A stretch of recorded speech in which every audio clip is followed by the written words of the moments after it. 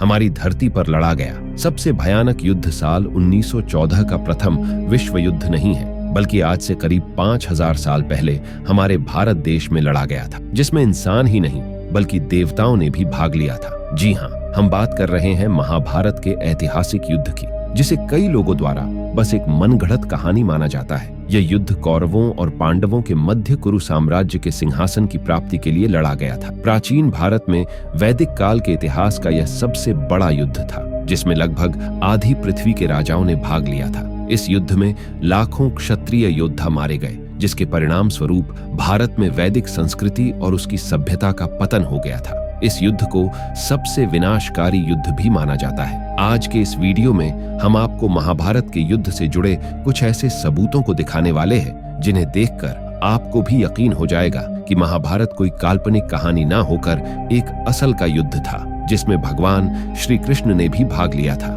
दोस्तों, वीडियो शुरू करने से पहले अगर आप इसी तरह के हिंदू इतिहास से जुड़े रहस्यों को देखना पसंद करते हैं तो हमारे चैनल को जरूर सब्सक्राइब करना। दोस्तों, 18 दिनों तक चलने वाले महाभारत के युद्ध में कौरवों और पांडवों के बीच एक भीषण संघर्ष हुआ। इस दौरान भीष्म पितामह जैसे महारथी से लेकर कर्ण जैसे अत्यंत दानवीर और दयालु योद्धा तक ने अपने प्राणों की आहुति दे दी थी। दुर्योधन के घमंड का नाश हुआ और शकुनी के छल का अंत। धर्म और अधर्म की इस जंग में दोनों ही पक्ष के करीब 45 लाख योद्धाओं ने इस युद्ध में हिस्सा लिया था, मगर जंग खत्म होते होते केवल 18 योद्धा ही शेष बचे थे।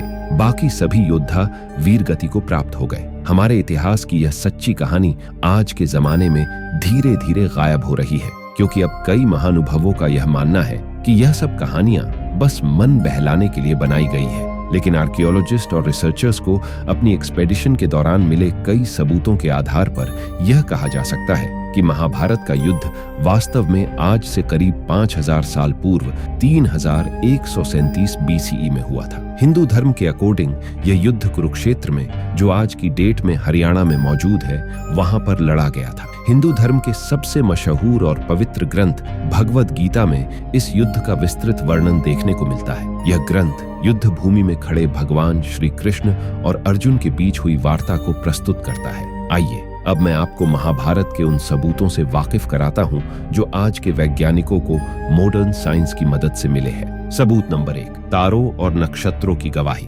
दोस्तों, आपने घने अंधेरे की रात में आसमान में टिमटिमाते उन तारों को जरूर देखा होगा, जिनके बारे में अक्सर आपके नाना नानी आपको कई कहानियां सुनाते हैं। दरअसल दोस्तों, तारे किसी कैलेंडर की तरह काम करते हैं, इसलिए इनका उपयोग आदिमानव से लेकर आज तक होता रहा है। लेकिन सोचिए क्या हो अगर खुद ब खुद ये तारे महाभारत की सत्यता की गवाही दें, तो शायद यह बात आपके लिए चौंकाने वाली हो। मगर यह 100% सच है कि महाभारत में बहुत से एस्ट्रोनॉमिकल इवेंट का विवरण है। वेद व्यास जी द्वारा रचित महाभारत को अगर आप ध्यान से पढ़ेंगे तो पाएंगे कि इस पूरे ग्रंथ में एक नहीं बल्कि कई बार तारों और नक्षत्रों की दिशाओं और व्यवस्थाओं का वर्णन किया गया है। यह कुछ वैसा ही है जैसा हम आज की तारीख में डेट डालकर करते हैं। अगर आज कोई घटना होती है तो उस घटना के साथ एक तारीख जुड़ी होती है, और यही तारीख इस घटना को इतिहास में एक अलग स्थान प्रदान करती है। पुराने दौर में ठीक यही काम तारों और नक्षत्रों की दिशाओं के विवरण के साथ किया जाता था। उदाहरण के लिए, जिस दिन कर्ण की मौत हुई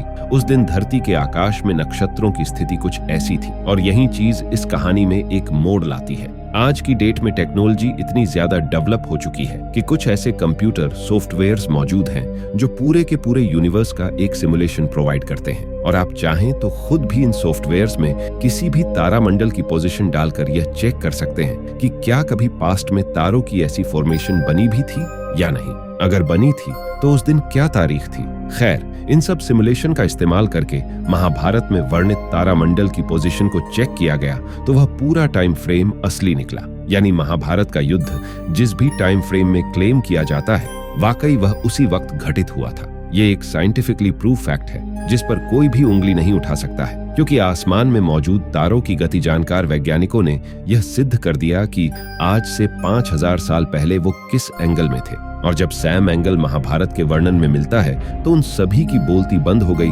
जिन्होंने इसे एक झूठी कहानी बताया था। लेकिन दोस्तों, अभी और भी कई सबूत दिखाने बाकी है, इसीलिए वीडियो के अंत तक बने रहिए। सबूत नंबर 2, ज्योग्राफिकल एविडेंस। कहने को तो महाभारत का युद्ध हरियाणा के एक छोटे से स्थान कुरुक्षेत्र की भूमि में लड़ा गया था, मगर इस पूरे युद्ध का ज्योग्राफिकल इन्फ्लुएंस सिर्फ इस छोटे से इलाके में नहीं फैला था। महाभारत का युद्ध बहुत से ऐसे स्थानों को भी वर्णित करता है जो आज की आधुनिक भूगोल और पुरातन भूगोल से मेल खाती है। आसान शब्दों में, आज से करीब 5000 साल पहले हुई इस जंग में बहुत सी ऐसी जगहों का उल्लेख है जिनका वजूद हमें आज तक भी देखने को मिलता है। ये तो आप सभी जानते हैं कि महाभारत युद्ध में केवल कोई एक राज्य न होकर बहुत से राजा और रजवाड़े शामिल थे। कौरवों और पांडवों के बीच हुए इस युद्ध में बहुत से बाहरी सम्राट भी शामिल थे, फिर चाहे वह कौरवों की ओर खड़े भगदत्त जिनका ताल्लुक वर्तमान इराक से है, सुदक्षिण जिनका संबंध आधुनिक ईरान से है,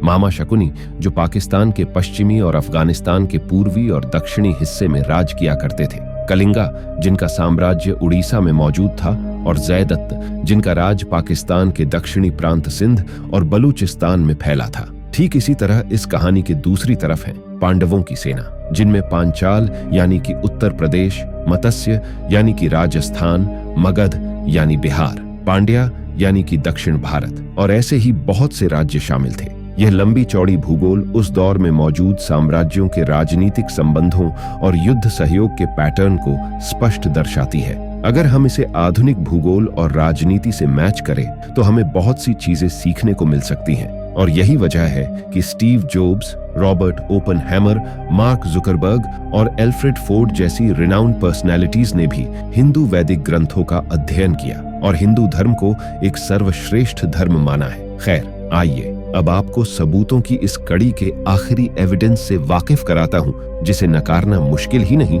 बल्कि नामुमकिन है। सबूत number 3, archaeological excavation and research. दोस्तों, अब माइथोलॉजी शब्द का मतलब तो समझते होंगे। खैर, इसका मतलब होता है मनगढ़ंत और झूठी कहानियां। पिछले कई दशकों से इस शब्द की आड़ लेकर हजारों बार सनातन संस्कृति और पौराणिक ग्रंथों पर कई सवाल उठाए गए, उन्हें काल्पनिक और किंवदंती बताया गया, परंतु वास्तव में इन सभी दावों की कमर तब टूटी जब इन पर archaeological survey on off India और कुछ इंडिपेंडेंट रिसर्चर्स की टीम ने खोजबीन शुरू की। इस खोजबीन में उन्हें वहां पर बहुत से ऐसे प्रमाण मिले जिसने महाभारत के युद्ध की प्रामाणिकता पर एक खरी मुहर लगाई। उदाहरण के लिए, अगर इतिहास में इतनी बड़ी और भयानक जंग हुई थी तो उसमें इस्तेमाल होने वाले अस्त्रों और शस्त्रों का कोई न कोई सबूत तो बाकी होगा ही। कोई हथियार, कोई तीर या फिर कुछ ऐसा जो इस जंग की गवाही देता हो। इसी सोच को अपने दिमाग में रखकर वैज्ञानिकों ने खोजबीन शुरू कर दी। इसके लिए आर्कियोलॉजिकल डिपार्टमेंट ने